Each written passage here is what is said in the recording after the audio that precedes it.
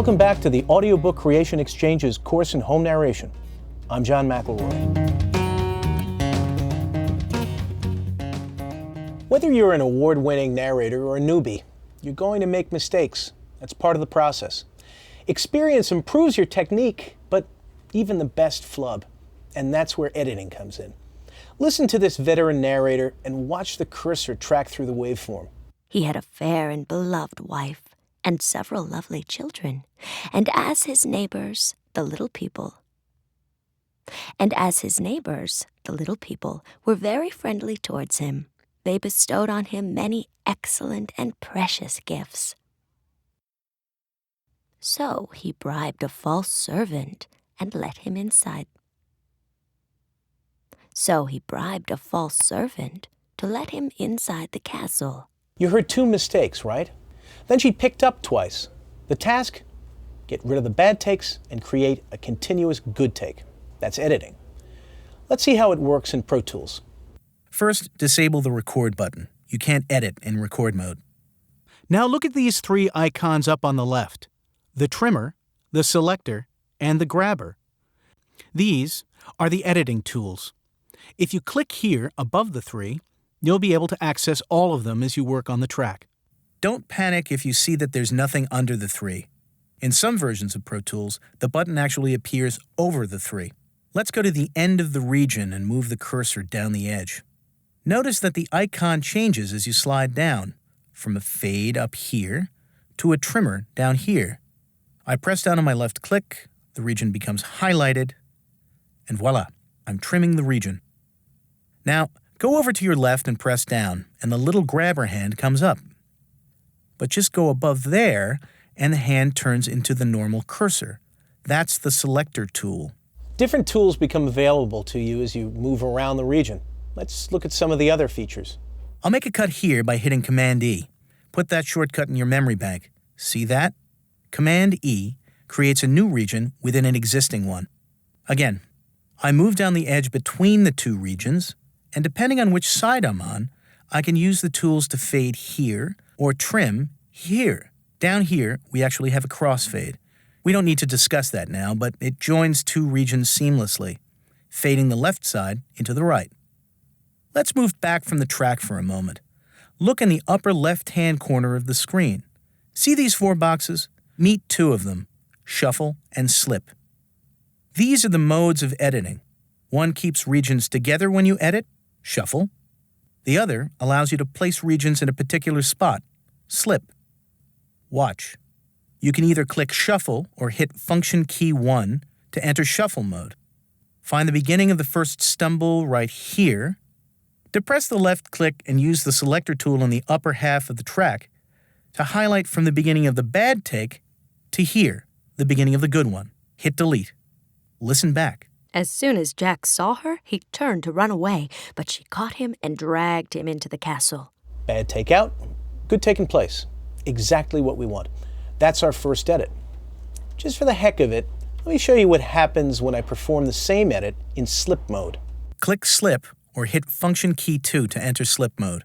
Select the same bad take and pop. The bad take's gone, but you now have a hole in the track. Remember, in slip mode, regions stay in place when you cut around them. In shuffle mode, cut and everything slides over to fill the gap. Let's clean up the mess I've made. Put yourself back into shuffle mode. Undo the bad edit with Command-Z. Undo is a life-saving shortcut. Remember Command-Z. Place the cursor over the bottom half of the good take here, and the grabber hand comes up. Depress the left click, just give a nudge to the left, and release the click. You have the same result as you did before. One continuous good take. Let's get rid of that second stumble now. You're still in shuffle mode. Find the beginning of the problem, highlight to start of good take, delete, playback to check. As soon as Jack saw her, he turned to run away, but she caught him and dragged him into the castle. The mistakes are gone. Those are the moves of basic editing, and they're crucial. But imagine recording a 6-hour book this way. You'd be repeating those simple edits literally thousands of times. But there's a technique that allows you to edit as you record. You'll have to do some cleaning up in the end, but the major work of assembling the good takes in sequence is already done for you. That's a huge advantage. We call this technique roll and punch recording. Learn it, and recording at home will be a cinch. Back to Pro Tools. There's a lot of stuff going on in the transport box, but for our purposes, ignore everything over here on the right. These buttons are familiar to anyone. Previous track, backward, stop, play, forward, next track. Below these, you have one other relevant field, Preroll. That's important for what we're doing. In fact, without telling you what the Preroll is, you'll see what it does in a moment, I want you to double-click here, press 2 and enter, then double-click here, press 500 and enter. You've just set the pre-roll at 2.5 seconds.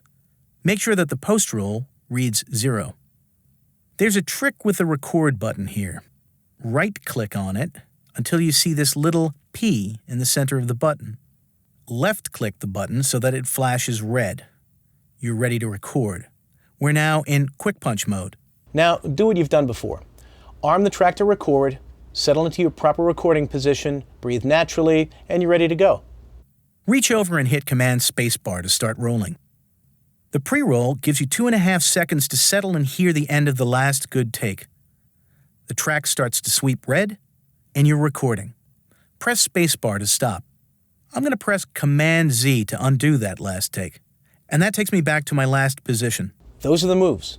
Place the cursor, Command Spacebar to start, Spacebar to stop, Command Z to undo. Let's watch the technique of a veteran narrator. Punch in, Command Spacebar. She settles, She wore a begins reading, of quilted red satin turned up with ermine.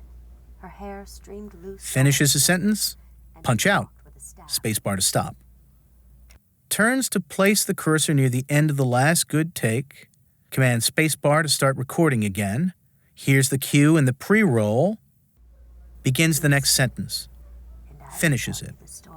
Hits Spacebar to stop, places cursor, Command Spacebar to start again, and so on. Punch in, punch out. That's roll and punch recording. And don't forget to hit Command S to save. Don't lose your work. At first you may need more time to settle in. Fine. Just make that pre-roll longer, 3 or 4 seconds instead of 2.5. The better you get at it, the less setup time you'll need. Now, let's clean up the day's work. Disarm the record button on the track and make sure you're still in shuffle mode.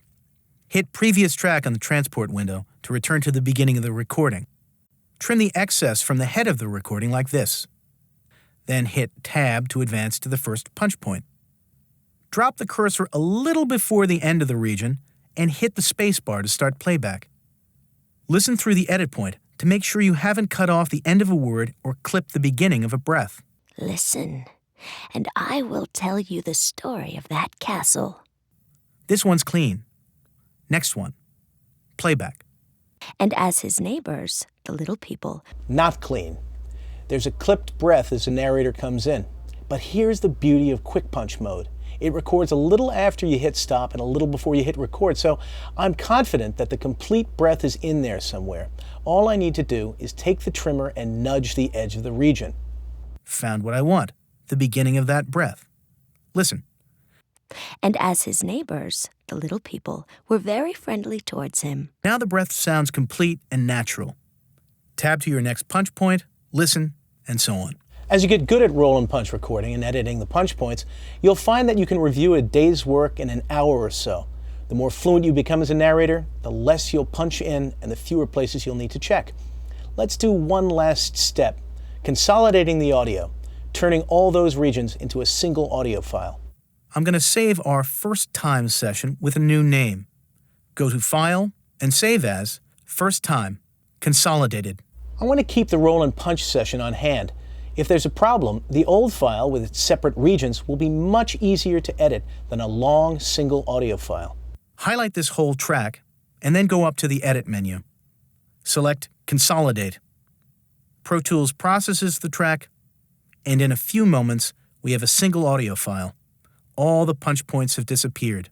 We can name this new file by double-clicking on the bottom half of the track with the Grabber tool. We'll call this file First Time Part 1. With this one file, you can drop a day's recording on a DVD, or you might even upload it to an FTP site, your choice. The point is, you've transformed a day's worth of finished audio into something portable. I know that's a lot of territory to cover in a single lesson. Review it and practice, practice, practice. Will it get you to Carnegie Hall? Probably not, but you might score a gig or two.